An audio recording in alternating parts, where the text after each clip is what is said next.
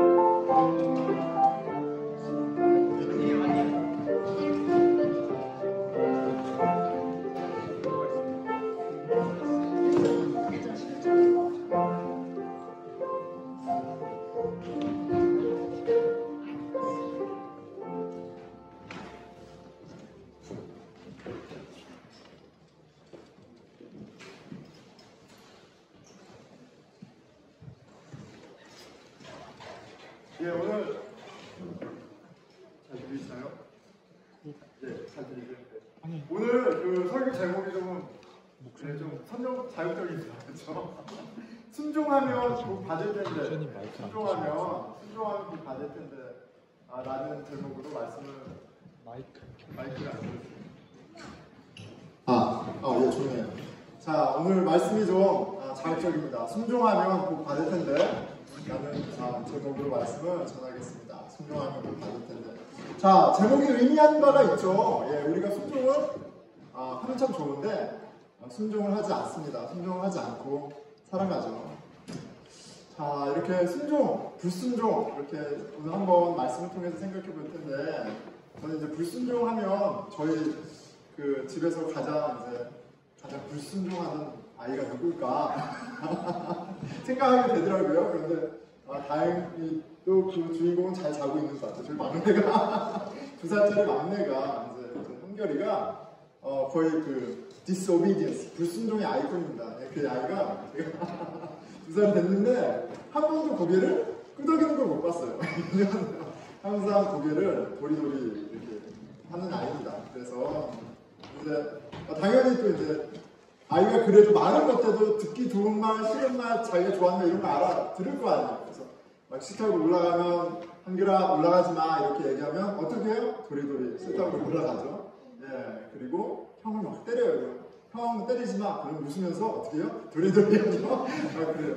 그런데 뭐 오케이 본인이 싫어하는 거 이제 하라고 그러니까 불순종을 표현할 수 있는데 이 아이는 좋아하는 건데도 도리도리를 해요. 그러니까 아빠가 캔디 줄게 그러면 예, 다른 아이들은 너무 해피하고 끄덕끄덕 거렸는데 얘는 도리도리야.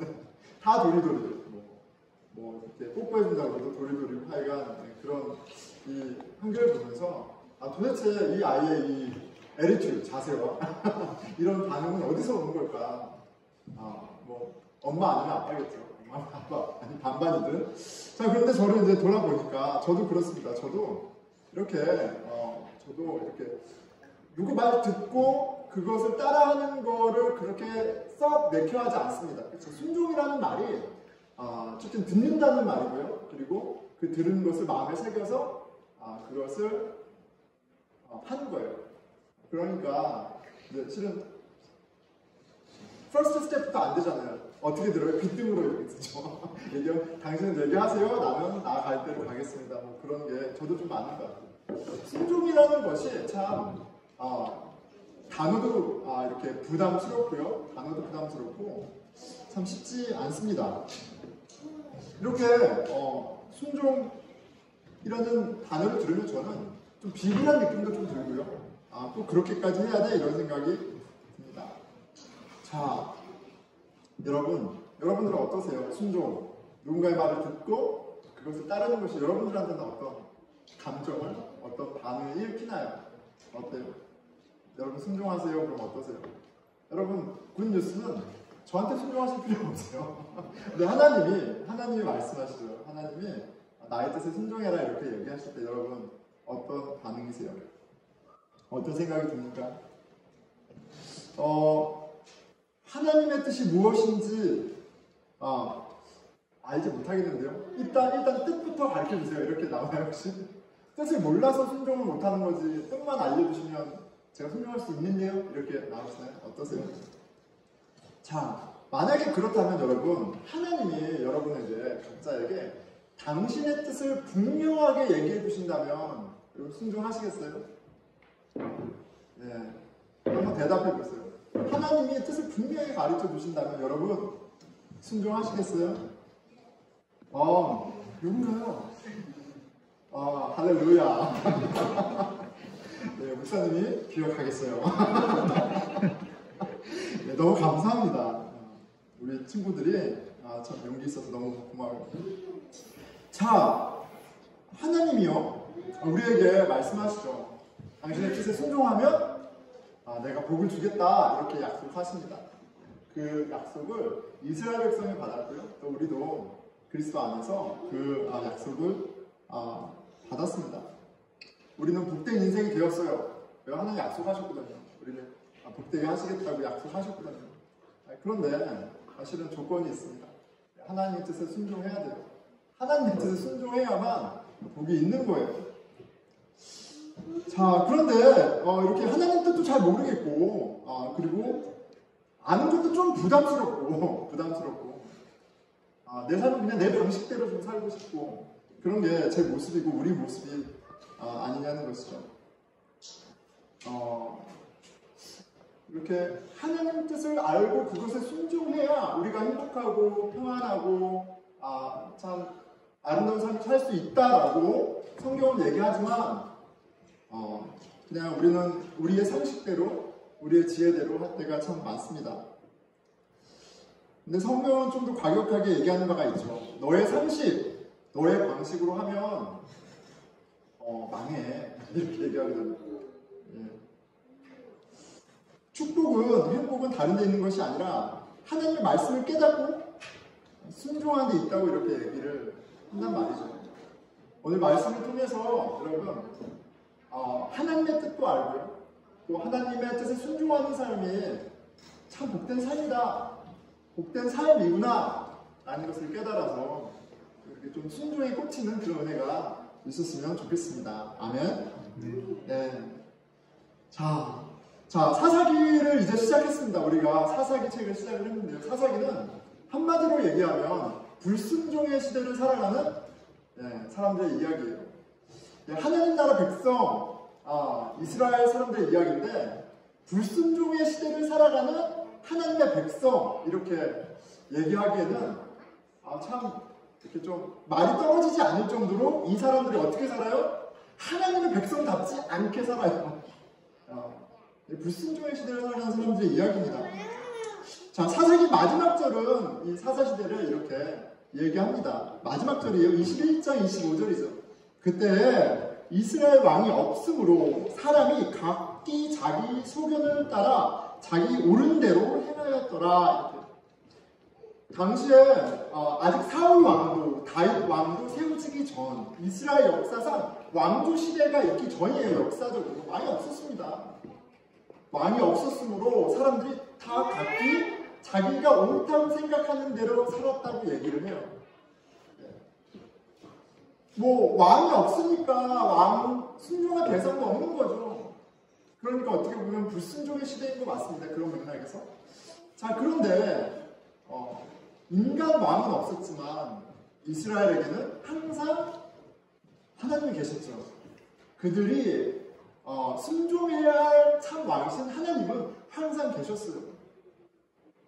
그러니까 이 마지막 구절은 이 사사시대를 디파인하는 이야기해주는 이 말은 이들이 하나님의 백성임에도 불구하고 하나님의 왕되심을 거부하며 반역하며 불순종하며 살았다라고 이제 이야기하고 평가하고 있는 거죠. 순종하고는 아무 상관없이 살던 시대입니다. 그리고 한번 이제 사사기를 읽어보세요. 하나님을 인정하지 않고 순종하지 않고 사는 삶이 얼마나 고통스러운지, 그들이 불순종의 대가로 항상 신음하고 고통받던 시대가 바로 사사의 시대예요. 자, 사사기를 보면 이제 사사들이 하나님이 그 고통과 어려움 가운데 있는 이스라엘 백성들을 구원하시고자, 돌보시고자 Judges, Saviors, 구원자를 보내주십니다. 예, 계속해서 보내주세요. 8명이나 보내주세요. 그런데 이게 패턴이 항상 있습니다.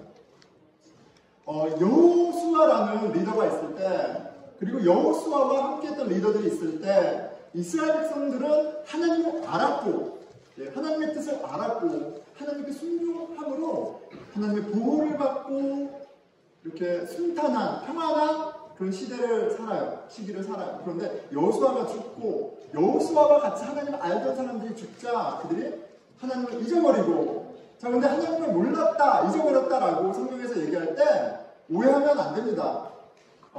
그들의 부모로부터 들었던 그들의 조상을 애굽 땅에서 구원해 내신 그 여호와 하나님의 이야기를 몰랐던 것이 아니에요. 딱 한 제너레이션 지난 것뿐이 안 돼요. 아버지, 할아버지 때 이야기를 어떻게 잊어버리겠어요? 하나님을 몰랐다라고 얘기할 때 그 몰랐다는 것은 인포메이션, 정보로서 모르는 것이 아니라 인격적으로 모르는 시대가 이제 그 시대라는 걸 얘기하는 겁니다. 자, 여호수아가 죽고 리더가 죽고 그들이 모르고 잊어버리고 하나님 보시기에 악을 행합니다. 불순종하며 우상을 숭배하고 삽니다. 그러면 하나님이 그들이 숭배하는 우상들 손에 넘기세요. 그래서 적들의 손에 넘기시고 그들이 적들에 의해서, 원수들에 의해서 핍박을 받고 그리고 괴로워합니다. 울부짖으면 하나님이 어떻게 하세요? 기도를 들으시고 울부짖음을 들으시고 저지를 세워서, 구원자를 세워서 이렇게 살려주시죠. 근데 패턴이에요. 그 저지가 죽으면 그 사사가 있을 때는 하나님도 알고 순종하는 것처럼 보였는데, 하나님의 은혜 가운데 사는 것처럼 보였는데, 사사가 죽으면 다시 하나님 보시기에 악을 행해요. 그리고 다시 또 원수의 손에 넘겨지고요. 원수의 압제로 인해서 신음하고요. 그리고 하나님은 버리지 아니하시고 다시 구원자를 보내주십니다. 평강 가운데 있게 하세요. 그런데 그 사사가 또 죽으면 계속 반복되는 거예요. 사사가 없으면 다시 하나님 보시기에 악한 삶으로 돌아갑니다. 자, 그런데 하나님 보시기에 악하다라고 할 때 그 악이 엄청 대단한 것이 아닐 수 있어요. 무엇이 악입니까? 왕 대신 하나님을 인정하지 않는 것이 악이고요. 하나님의 뜻이 있는데, 왕의 뜻이 있는데 그것을 생각하지 않고 자기 뜻대로 사는 것이 죄이고 악인 거예요. 평생 죄의 굴레 가운데, 죄로 말미암은 가시와 굴레로 스스로 발등을 찍으며 살아가는 그 사람들의 이야기가 바로 사사시대의 이야기입니다. 자유와 평안과는 전혀 상관없는 삶이죠. 하나님을 왕으로 인정하고 하나님의 뜻에 순종하기만 하면 하나님이 다른 거 다 해주시겠다고 약속했는데, 그들에게 성공과 평안과 건강과 모든 것이 개런티 돼 있는데 그거를 못 받아먹고 살아요. 그걸 못 누립니다. 자, 그 이야기는 참 어두운 이야기의 반복입니다. 그런데 우리가 오늘 보는 본문의 이야기는 굉장히 짧은 이야기인데 다른 이야기들과 전혀 다른 이야기예요.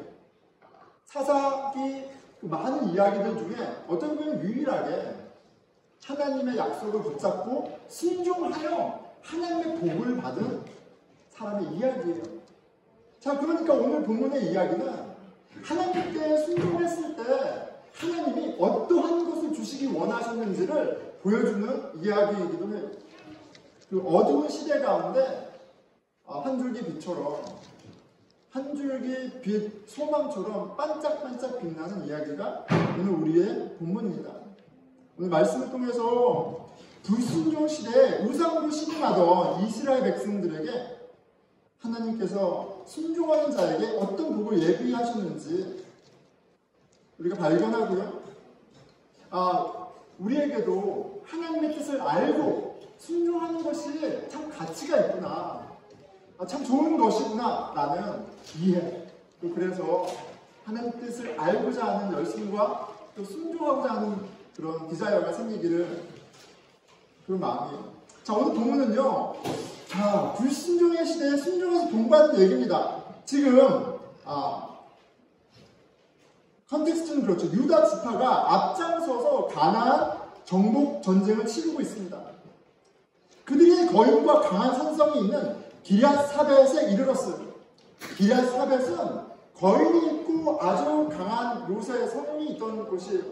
당연히 싸우기 만만치 않은 곳입니다. 자, 지도자 갈렙이 약속하죠. 12절이에요. 갈렙이 말하기를 기럇사벳을 쳐서 그것을 점령하는 자에게는 내 딸 악사를 아내로 주리라 하였더라.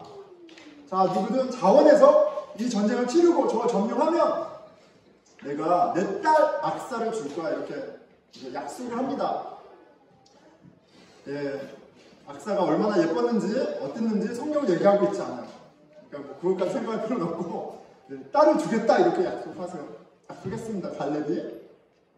자, 운니엘이라는 사람이 자원해서 기럇사벳을 점령합니다. 자, 그런데 이 전쟁은요, 실은 하나님이 약속한 전쟁이에요. 너가 용기를 내서 나아가 싸우면 내가 이기게 해주겠다고 이미 하나님이 약속하신 전쟁이에요. 운니엘의 어떠함보다도 하나님이 이미 주시기로 한 약속을 믿고 운니엘이 순종해서 이 성을 차지합니다. 그리고 갈렙은 약속에 따라 자신의 딸 악사를 운니엘에게 줍니다. 그런데 오늘 본문 보니까 악사가 아버지에게 복을 구하고, I need your blessing, daddy. 아버지에게 복을 구하고, 그리고 아버지에게 땅과 또 생물을 달라고 얘기합니다. 자, 갈렙은 원래 운니엘에게 약속했던 건 뭐예요? 딸만 주는 거예요. 내 딸 주겠다는 것만 약속했어요. 근데 그 딸이 땅도 달라고 하고 우물도 좀 달라고 하니까 갈렙이 땅도 주고요, 살 땅도 주고요, 우물을 줍니다. 근데 우물을 하나만 주는 것이 아니라 upper spring, lower spring, 윗 우물과 아랫 우물, 물이 전혀 부족하지 않도록 생물을 주는 모습을 보게 됩니다. 갈렙을 통해 사랑하는 자식을 위해 최선의 것을 공급해주기 원하는, 공급해주는 아버지의 사랑을 보게 되죠. 자, 그리고 이것이 사실 하나님이 당신의 백성에게 저 가나안 땅을 들어가서 싸워서 땅을 취해라라고 얘기하셨을 때 아버지가, 하나님이 이스라엘 백성들에게 해주기 원하셨던 그런 모습이기도 해요. 이스라엘은 그 명령에 순종해서 전쟁을 치르기만 하면 그들에게는 이렇게 풍성한 삶이 예비되어 있었습니다. 그리고 그 복이 어떠한 것인지 사사기의 서두에 행하는 오늘 말씀에서 보여주는 거예요. 갈렙은 약속하고요, 운니엘은 순종했습니다. 그리고 복 받은 거죠. 갈렙의 딸을 아내로 얻고 그 야무지고 지혜로운 여인, 아빠에게 복을 구한 그 여인을 통해서 땅과 샘까지 얻습니다. 자, 운니엘이 누리는 이 축복의 시작점은 어딥니까? 이 축복의 시작점은, 성공의 시작점은 첫 번째는 갈렙의 약속에 있어요. 그렇죠? 갈렙의 약속에 있고요. 그리고 두 번째는 운니엘의 순종입니다. 하나님은 우리에게 약속하셨어요. 가나안 땅을 점령하고 이방 민족을 몰아내라. 그러면 내가 너에게 약속한 모든 것을 주겠다라고 약속하셨습니다. 갈렙이 운니엘에게 해준 것처럼 그 뜻에 순종하면 하나님이 우리를 가장 멋진 삶으로, 복된 삶으로 만들어 주시겠다고 약속하세요. 자, 그런데 이스라엘이 그런 순종의 삶을 살았느냐? 그렇지 못하죠. 전쟁을 하지 않은 건 아니에요. 전쟁을 합니다. 정복 전쟁을 하지만 완벽한 순종은 아니었어요. 반쪽짜리 순종이었습니다. 하나님은 전쟁을 하고 모두 몰아내기를 원하셨는데 이스라엘 백성은 그렇게 하지 않죠. 그런데 반쪽짜리 순종은 더 이상 순종이 아니라는 사실을 우리가 기억해야 돼요. 전쟁은 하였고 하나님의 도움으로 승리도 했지만 정작 이방 민족을 완전히 몰아대지 않는 것은 반쪽짜리 순종이 아니라 불순종입니다. 자, 아니 어떻게 하나님이 그렇게 전쟁을 이기시는 것을 보았음에도 불구하고 하나님만 의지하고 하나님께 순종하면 그게 필요한 것을 그렇게 보았음에도 불구하고 이렇게 불순종할 수 있을까? 불순종할 수 있을까? 자, 그런데 1장을 이렇게 보면요, 이스라엘 불순종에 나름의 이유가 있다는 것을 우리가 발견하게 돼요. 그냥 너무 믿음이 없고 참 너무 바보 같고 그렇게 얘기하기에는 나름의 이유가 있다는 것을 우리가 확인하게 됩니다. 그리고 이 사실이 우리의 신앙생활을 돌아보게 합니다. 사사기의 시작은 굉장히 신앙적이죠. 여호수아가 죽자 그들이 하나님께 여쭙니다. 1장 1절이에요. 하나님, 우리 가운데 누가 먼저 올라가서 가나안 족속과 싸워야 합니까? 지금 리더가 죽었는데 리더를 통해서 여호수아를 통해서 하나님의 뜻을 가르쳐줘서 우리가 순종했는데 이제 우리에게 그 뜻을 좀 가르쳐주세요. 이렇게 이야기하는 겁니다. 괜찮습니다. 예, 너무 좋은데. 예, 괜찮습니다. 너무나 신앙적이에요. 하나님, 제가 잘 모르겠습니다. 도와주십시오. 아니, 도와주기 이전에 뜻을 좀 가르쳐주세요. 얘기하는 거예요. 하나님 친절하게 당신의 뜻을 알려주시죠. 1장 2절입니다. 여호와께서 이르시되 유다가 올라갈지니라 보라 내가 이 땅을 그의 손에 넘겨주었노라 하시니라. 자, 12지파 중에 주다 너희가 올라가서 싸워.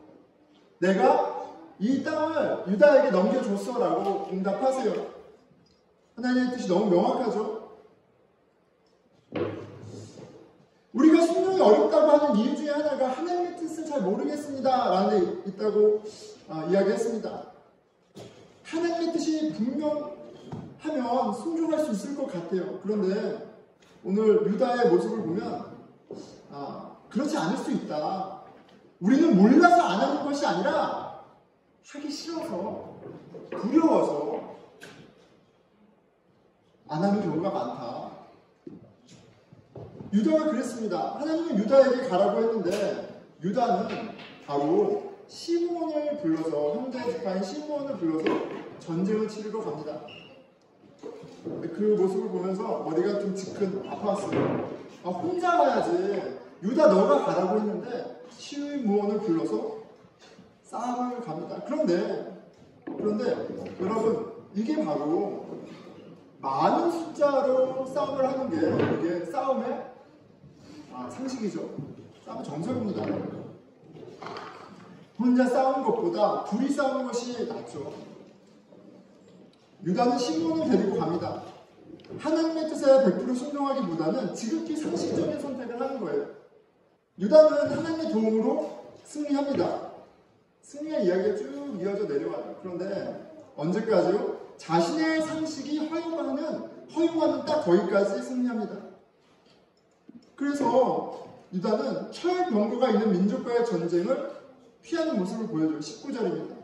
여호와께서 유다와 함께 계셨으므로 그가 산지 주민을 쫓아내었으나 골짜기의 주민들은 철병거가 있으므로 그들을 쫓아내지 못하였으며. 산지 주민들은 쫓아내었는데 골짜기의 주민들은 쫓아내지 못했어요. 왜요? 그들에게 철병거가 있으므로 쫓아내지 못했다라고 이야기합니다. 그런데 이 전쟁은 원래 상황에 따라서 이기고 지는 그런 전쟁은 아니었잖아요. 철병거가 있던 무엇이 있던 이 전쟁을 하시는 분은 하나님이니까 그 하나님만 살아계시면 그 하나님만 함께 하시면 그것을 믿으면 이길 수 있는 전쟁이에요. 그런데 유다가 딱 멈춥니다. 왜요? 그들은 철병거가 있는 민족이기 때문에 그래요. 그들이 갖고 있는 무기로는 절대 철병거를 이길 수 없기 때문입니다. 상식적으로 안 돼요. 아직 이스라엘은 청동기를 살고 있어요. 청동기와 철기가 어떻게 싸움이 되겠어요? 그들의 상식 앞에서 그들이 멈춥니다. 상식의 벽 앞에 순종이 멈추는 거예요. 사사기 1장 후반부는 이스라엘 백성이 가나안 정복 전쟁을 넉넉히 잘 해나가고 있다는 사실을 보여줍니다. 유다만이 아니라 다른 종족들도 다른 트라이브도 넉넉하게 해나갑니다. 많은 전쟁에서 승리하고 땅을 차지하죠. 하나님께 순종한 결과예요. 하나님 쌓아주신 결과예요. 그런데 거주민들을 다 쫓아내지 못합니다. 근데 쫓아내지 못했다기보다는 그들이 쫓아내지 않았어요. 그리고 그 이유들은 이어지는 구절들을 통해 확인할 수 있습니다.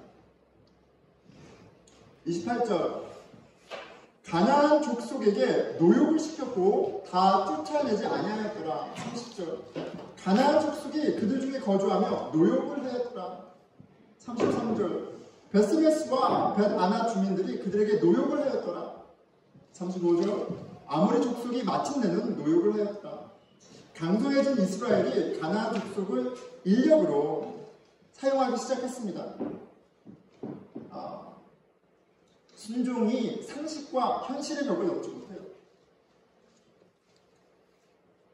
순종하지 않는 데는 이렇게 그 당시에도 그들에게도 다 이유가 있는 거예요. 그런데 정말 안타까운 것은 그 현실, 그 상식이 그것 자체를 다 부인하는 것이 아니라 신앙인들에게 복된 삶의 원리는 상식과 현실이 아니거든요.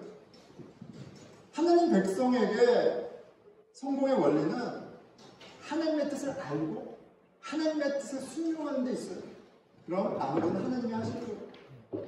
그런데 그 많은 것을 하나님이 하신 일 많은 것을 봤던 이스라엘 백성들이 그들의 상식과 현실 앞에 믿음의 삶을 멈춰버립니다.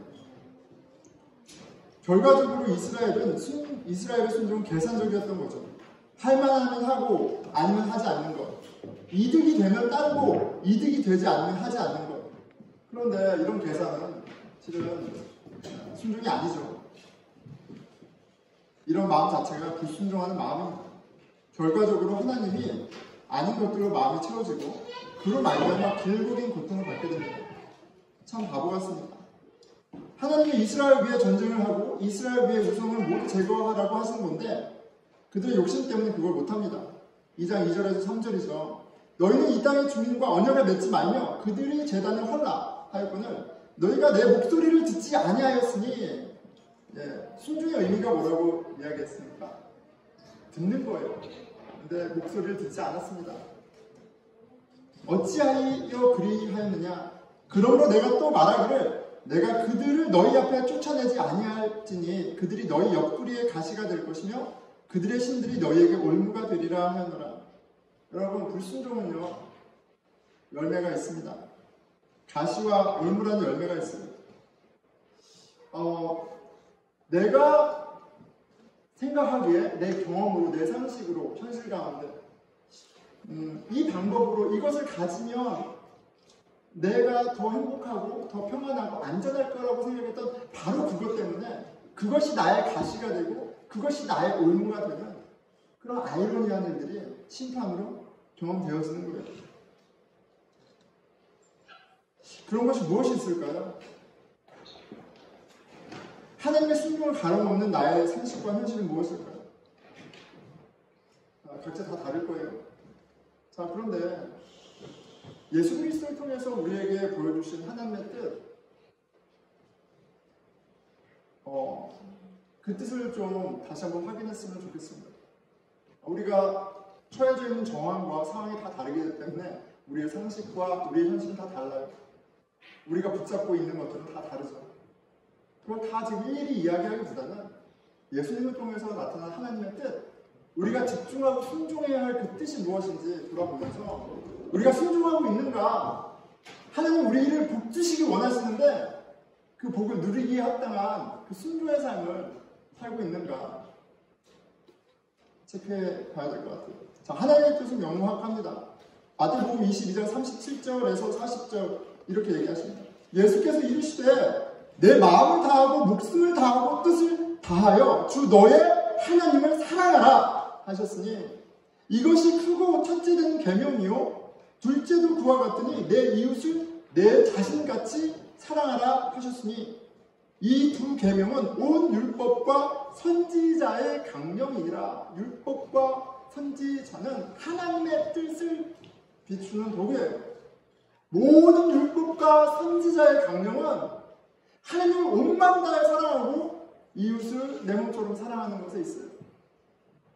우리 하나님 자녀가 바라봐야 할 삶은 하나님의 뜻은 너무나 명확합니다. 하나님을 사랑하고요.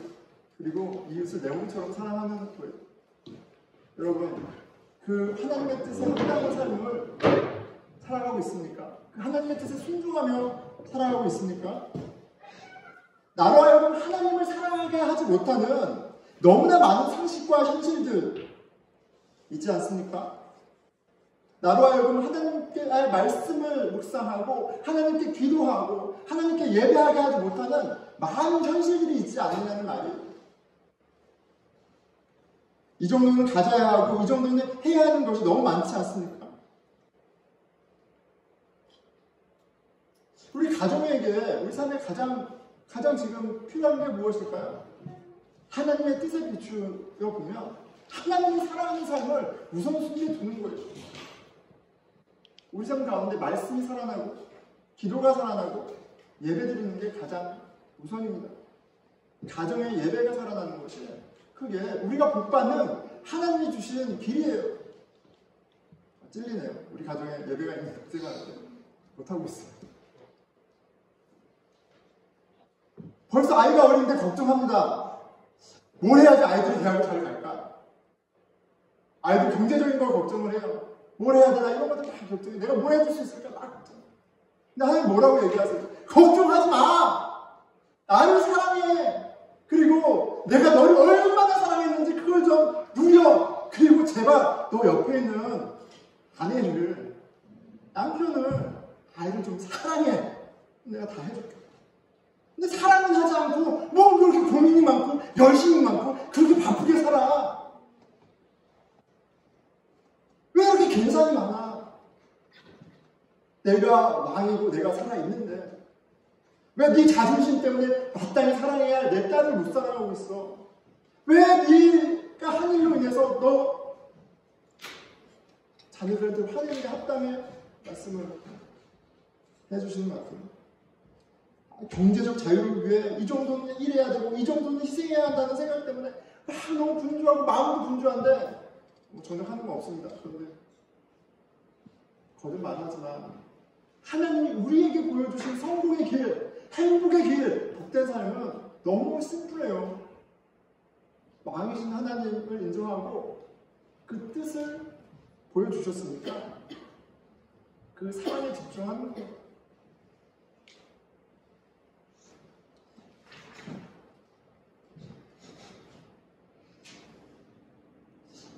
하나님을 사랑하고 그 사랑 안에 살고 그 사랑으로 서로 사랑하면 우리에게 평강과 건강과 풍성한 삶을 약속하셨는데 다른 것들을 붙잡고 다른 것들이 가시가 되어서 괴로워합니다. 불순종으로 말미암아 내가 내 갈등을 찢고 살아가는 모습을 봅니다. 그리고 말씀을 통해서 이런 우리를 구원하기 위해 오신 예수 그리스도를 다시 바라보고 감사하게 되고 마태복음 11장 28절 말씀입니다. 믿지 않는 사람들, 이스라엘 야훼 하나님을 모르는 사람들에게 하신 말씀이 아니에요. 이미 야훼 하나님에 대해서 너무나 잘 아는 사람들에게 얘기하시는 겁니다. 수고하고 무거운 짐진 자들아 다 내게로 오라. 내가 너희를 쉬게 하리라. 스스로 왕이 되어서 그렇게 아둥바둥 살아가는 나의 백성들아, 나의 아들아, 나의 딸아, 내가 너의 아비고 어미고 내가 너의 주인이야. 내가 다 감당할 수 있어. 나에게 와. 내가 너의 삶을 평안하게 해주고 지켜주고 가장 아름다운 삶으로 만들어줄게. 상식과 현실이라는 짐에 눌려 순종하지 못하는, 아니 하나님을 사랑하지 못하는 우리를 위해 예수님이 오셨습니다. 우리의 죄를 대신해 가시에 찔리시고 나무에 매달려 죽으셨어요. 자격이 없는 우리의 남편이 되어 주셨습니다. 우리를 위해 오셔서 사단의 권세를 꺾으셨어요. 우리의 남편 되신 예수 그리스도가 하나님의 뜻에 온전히 순종하셨고요. 이제 예수 그리스도 안에서 우리는 갈렙의 딸 악사처럼 하나님이 약속하신 땅, 그 복을 구하며 누리면 됩니다. 불순종의 자식으로 망해야 하는 우리가 받은 은혜가 예수 그리스도를 볼 때 참으로 놀랍습니다. 그 은혜를 맛보며 누리는, 그렇게 그리스도의 사랑을 배우고 그 사랑으로 순종하는 저와 여러분, 그리고 그 순종 안에서 이 세상에 줄 수 없는 평안과 복을 주시는 그 주님을 같이 경험하기를 기도하겠습니다.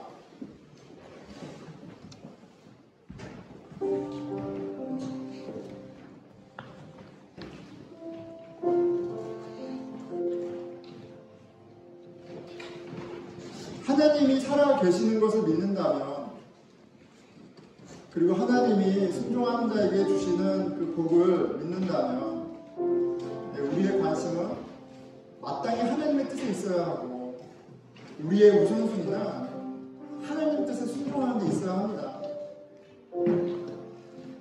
하나님을 사랑하고 그 사랑 안에서 내 옆에 있는 가족을, 직장 동료를, 손님을, 만난 사람들을 사랑하는 게 마땅합니다. 근데 우리에게 참 많은 우상들이 있어요. 사랑하지 못하게 하는 상식과 현실들이 있습니다. 저를 불쌍히 여겨주십시오. 스스로 이 가시와 올무에서 벗어나지 못하는 저를 불쌍히 여겨주십시오. 그런 우리를 위해서 예수님을 바라보게 도와주십시오. 우리 같이 기도하겠습니다. 네, 하나님 아버지,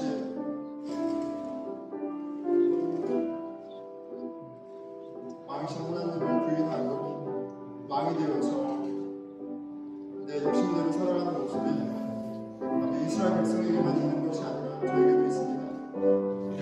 저에게 당신을 사랑할 수 없는 많은 상식과 현실이 있습니다.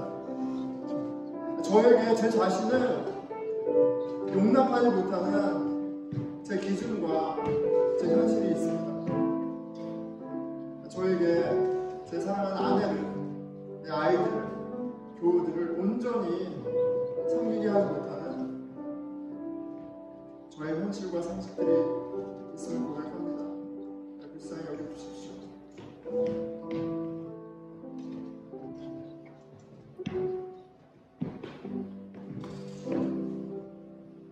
아픈 자, 불의한 자를 위해 오신 우리의 치유자, 우리의 구원자 예수 그리스도로 말미암아 감사드립니다. 이 모든 말씀을 주 예수 그리스도 이름으로 기도드렸습니다.